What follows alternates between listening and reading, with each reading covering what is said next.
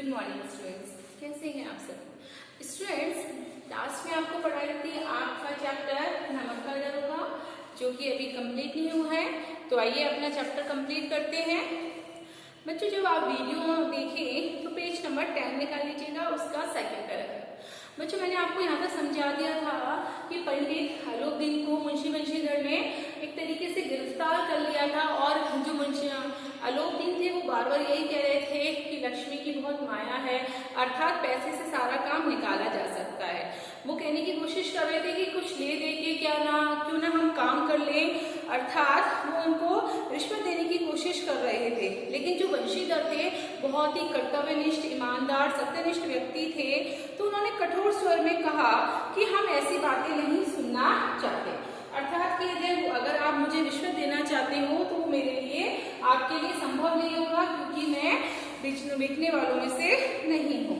आलोकदीन ने जिस सहारे को चट्टान समझ रखा था वह पैरों के नीचे से खिसकता हुआ मालूम होगा, अर्थात उन्होंने सोचा था कि हर काम पैसे के बलबूते पे हो जाता है, लेकिन ये उनका सिर्फ भ्रम मात्र ही था। फिर भी उन्होंने सोचा क्यों ना एक बार मैं कोशिश करके देख लेता हूँ। उन्होंने अपने पास खड़े व्यक्ति से कहा कि इनको 1000 के नोट भेंट कर, अर्थात बच्चों उस समय 1000 रुपया बहुत होता था, तो उन्होंने कहा 1000 रुपया दो, शायद वो ले ले। लेकिन बंशीधर ने गर्म होकर कहा 1000 नहीं, 1 लाख भी मुझे सच्चे मार्ग से नहीं हटा सकते, अर्थात कि आप मुझे 1000 का 1 लाख रुपया भी देंगे तो वो मेरे लिए पॉसिबल नहीं है कि मैं सच्चे मार्ग से हट जाऊं।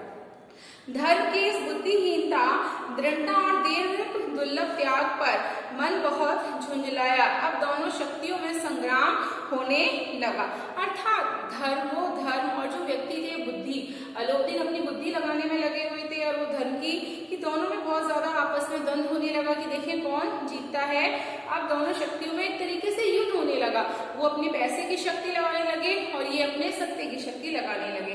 धन ने उछल कर आक्रमण करना शुरू कर दिया, अर्थात जो पंडित आलोकदीन थे वो एक के बाद अपनी बात मनवाते गए, बोलते गए कि शायद अब ये हो सकता है मैं 1000 से ज्यादा उनको पैसा दूं, 2000 दूं, 3000 दूं, 4000 दूं, तो शायद ये मान जाए।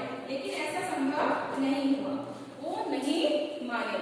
तो इस चक्कर में उनको ऐसा लगा कि अब शायद मैं नहीं करूंगा। फिर भी उन्होंने अपनी कोशिश करते रहे, 1 से 5, 5 से 10, 10 से 15 और 15 से 20,000 तक की नौबत आ गई, अर्थात वो अपनी जो पैसे की संख्या है उस पर आगे बढ़ते रहे कि बढ़ाते रहे।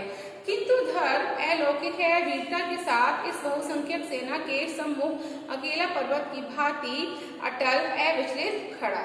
लेकिन बच्चों, पैसे के आगे जो धर्म था, अर्थात जो मुंशीधर जी थे, धर्मनिष्ठ थे, वो झुके नहीं थे, वो अटल पर्वत की तरह वहां पे खड़े रहे, अर्थात उन्होंने वो विचलित नहीं हुए, वो बिल्कुल भी डगमगाए नहीं। उन्होंने सोचा कि शायद अब मैं डगमगा जाऊं, अब डगमगा जाए शायद, लेकिन ऐसा बिल्कुल कुछ भी नहीं हुआ। उनको बिल्कुल भी लालच नहीं आया पैसे का।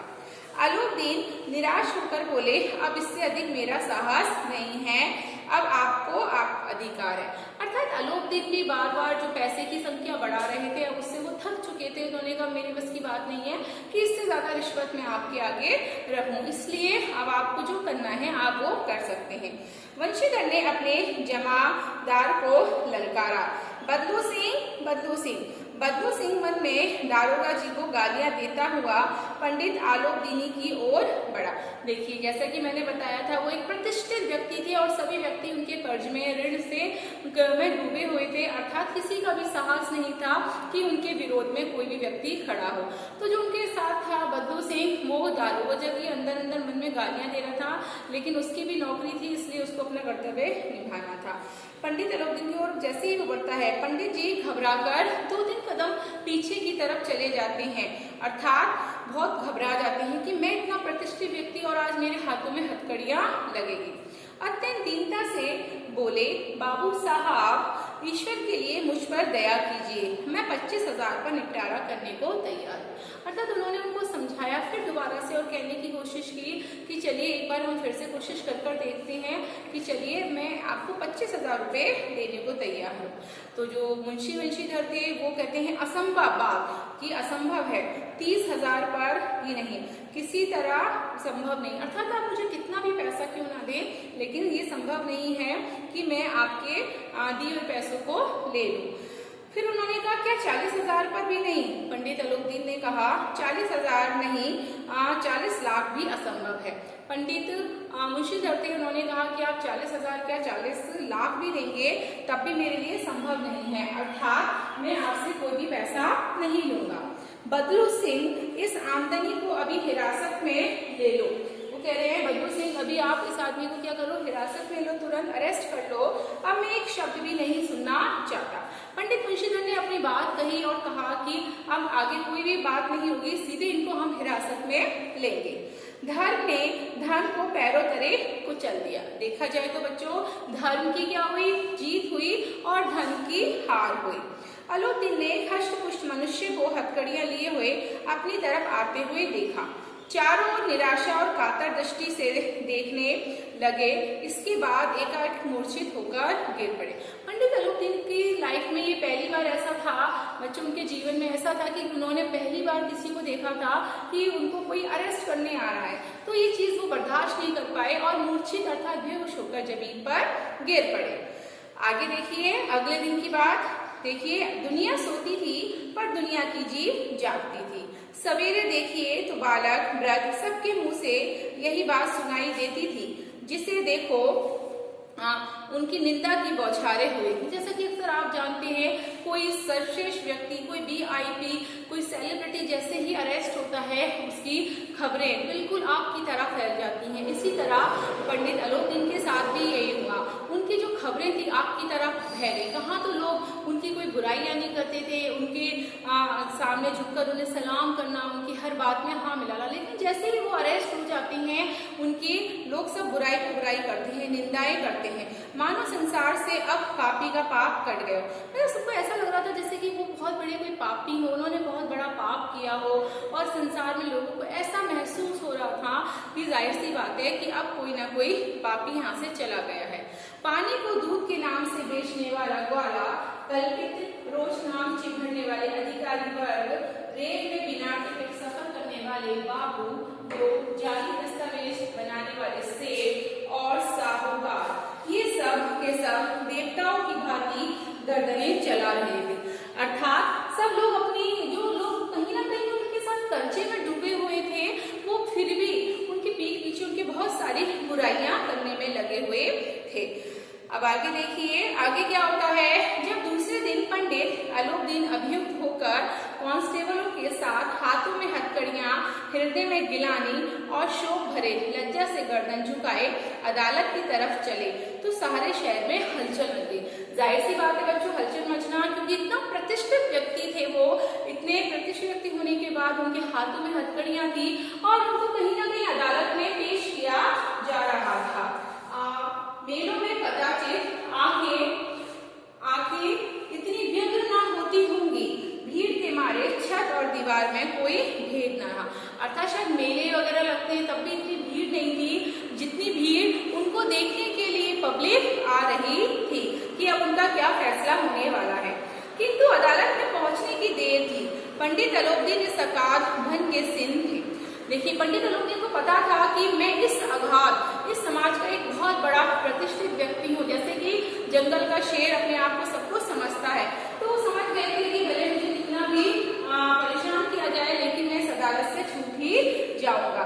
अधिकारी जो थे उनके अधिकारी वर्ग जो थे उनके भक्त थे कहीं ना कहीं, क्योंकि सभी लोग उनसे कर्ज में डूबे हुए थे। अमले उनके सेवक, वकील, मुख्तार, उनके आज्ञापालक और हरदरी, चपरासी तथा चौकीदार तो उनके बिना माल के गुलाम थे। अर्थात कोई भी, कहते ना, उनके बिना एक पत्ता भी नहीं हिलता। इस तरह से पंडित अलोकदीन का चरित्र था। उन्हें देखते ही लोग चारों तरफ दौड़ पड़े। मतलब सभी उनकी खातिरदारी में लग गए, उनकी बटरिंग करने में लग गए। सभी लोग विस्मित हो रहे थे, मतलब सभी लोग आश्चर्यचकित हो रहे थे कि इतने प्रतिष्ठित व्यक्ति को आज अरेस्ट किया गया है, अदालत में लाया गया है।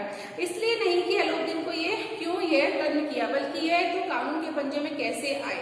मतलब इसलिए उनको उनके बारे में बात नहीं हो रही थी कि उनको क्यों पकड़ा गया, कैसा पकड़ा गया, बल्कि सबको तो ये आश्चर्य हो रहा था कि भले उनको कानून में क्यों लाया गया। अगर वो पकड़े भी गए थे तो शायद जो भी दरोगा थे उनको ले दे के शायद काम निकल जाता, अर्थात उनसे किसी को भी पैसे देके उनको छुड़ाया जा सकता था। इसलिए सब बहुत आश्चर्यचकित हो रहे थे। ऐसा मनुष्य जिसके पास असाध्य साधन करने वाला धन और अनन्य वाचालता हो, वह क्यों कानून के पंजे में आएगा। बिल्कुल सही बात है बच्चों, जिसके पास पैसे की कोई कमी नहीं हो, जो बहुत ही दिमाग तेज वाला हो, स्मार्ट दिमाग से काम करने वाला हो, चालाकियों से गेम खेलने वाला हो, प्रत्येक मनुष्य उनसे सहानुभूति प्रकट करता था। बड़ी तत्परता से आक्रमण को रोकने के लिए नियमित वकीलों की एक सेना तैयार की गई।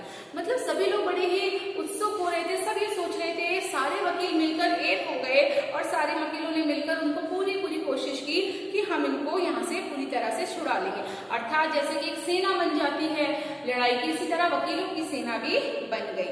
न्याय के मैदान में धर्म और धन के युद्ध ठन गए। अर्थात अदालत न्याय का मैदान होता है बच्चों, तो वहां पे धर्म और धन में ठन गई, एक युद्ध होने लगा कि देखिए किसकी विजय होती है, धर्म की या फिर युद्ध की, धन की या फिर धन की। वंशीधर चुपचाप खड़े थे, उनके पास सत्य के सिवा न कोई बल था, न स्पष्ट भाषण के अतिरिक्त कोई शस्त्र। गवाह थे किंतु लोभ से डामाडोल। जो वंशीधर थे जिन्होंने उनको अरेस्ट किया था, उनके पास ऐसा कुछ सबूत नहीं था जिसके बल पर वह उनको गुनहगार साबित कर सके, क्योंकि जो लोग थे भी गवाह थे वो कहीं ना कहीं लालच में आकर वे उनके लिए खिलाफ गवाही नहीं देने वाले थे, वो जानते थे। यहाँ तक कि मुंशी जी को न्याय की अपनी ओर से कुछ खिंचा हुआ दिख पड़ा। तो पंडित मुंशीधर जी समझ गए थे कि उनको ये एहसास हो गया था कि जिस व्यक्ति को मैंने गिरफ्तार किया है शायद ही न्याय मेरे पक्ष में हो, न्याय हमेशा उनके पक्ष में होगा। वह न्याय का दरबार था, परंतु उसके कर्मचारी पर पक्ष का नशा छाया हुआ था। कहने को तो वो न्याय का दरबार है बच्चों, अदालत है, लेकिन कहीं ना कहीं वहां पे पक्षपात हो रहा था। वो भी किसके खिलाफ, उनके खिलाफ जो सत्यनिष्ठ व्यक्ति थे। वो किसके लिए कर रहे थे, फेवर में किसके थे, वो पंडित अलोकदीन के फेवर में थे। और तो और जहाँ पक्षपात हो वहाँ न्याय की कल्पना भी नहीं की जा सकती। वो कह रहे हैं जहाँ पे न्याय ही नहीं होगा वहाँ पे हम कैसी कल्पना करें कि मुझे न्याय मिलेगा। मुकदमा शीघ्र ही समाप्त हो गया। डिप्टी मजिस्ट्रेट ने अपनी तफजीज में लिखा, पंडित अलोकदीन के विरुद्ध दिए गए प्रमाण निर्मूल और भ्रमात्मक है। जज भी जो थे वो भी कहीं ना कहीं उनको जानते थे बहुत अच्छे से, ये प्रतिष्ठित व्यक्ति हैं, तो जज ने भी कहा कि आपने जो भी सबूत पेश किए हैं कहीं ना कहीं वो भ्रमात्मक हैं, मतलब पक्के सबूत नहीं है। इसलिए उन्होंने कहा वह एक बहुत बड़े भारी आदमी है।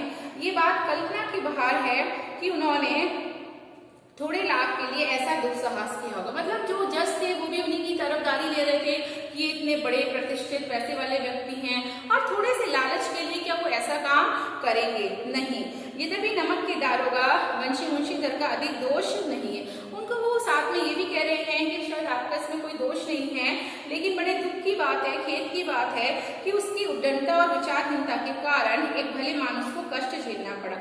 वो एक तरीके से उनको वार्निंग देते हैं दरोगा जी को, वंशीधर को, कि भाई ठीक है, लेकिन आगे से मैं आपको ये वार्निंग देता हूँ कि आपकी वजह से एक सर्वश्रेष्ठ व्यक्ति को, प्रतिष्ठित व्यक्ति को परेशानी का सामना करना पड़ा।